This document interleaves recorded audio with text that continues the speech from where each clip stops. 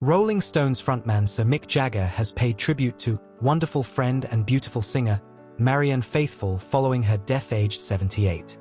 His bandmates Ronnie Wood and Keith Richards, the latter with whom Sir Mick wrote Faithfull's first single As Tears Go By, also shared tributes on social media. In a post on Instagram, Sir Mick wrote, "I am so saddened to hear of the death of Marianne Faithfull. She was so much part of my life for so long.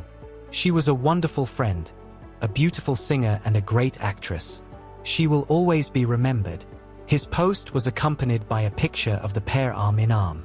Also posting to the social media app, Richard shared a picture of the pair enjoying a drink together, adding, "My heartfelt condolences to Marianne's family. I am so sad and will miss her." Wood shared a picture of him and Richards in a studio with her, writing, "Farewell dear Marianne." In addition to her music career, Faithfull also acted in films including The Girl on a Motorcycle, as well as theatre productions. A statement said, "It is with deep sadness that we announce the death of the singer, songwriter and actress Marianne Faithfull. Marianne passed away peacefully in London today, in the company of her loving family. She will be dearly missed." Faithfull began her singing career in 1964, after being discovered by Rolling Stones manager Andrew Loog Oldham. She released her self-titled debut album in 1965, which featured her UK #9 hit single, along with #4 hit Come and Stay With Me, at the same time as her follow-up LP Come My Way, largely made up of folk covers.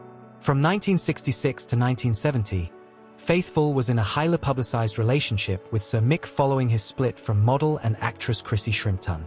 Her first hit, As Tears Go By, was written by Sir Mick and Richards, and was followed up with a series of successful singles, including Come and Stay With Me, This Little Bird and Summer Nights. Faithfull co-wrote Sister Morphine with Sir Mick and Richards from the Rolling Stones' 1971 album Sticky Fingers, releasing her own version in 1969 featuring guitarist Ry Cooder and Jack Nitzsche on piano. She was credited as a writer on the initial Decca release of her own version, but omitted from later releases, prompting a legal dispute which eventually saw her credited on both the Stones and her own reissues.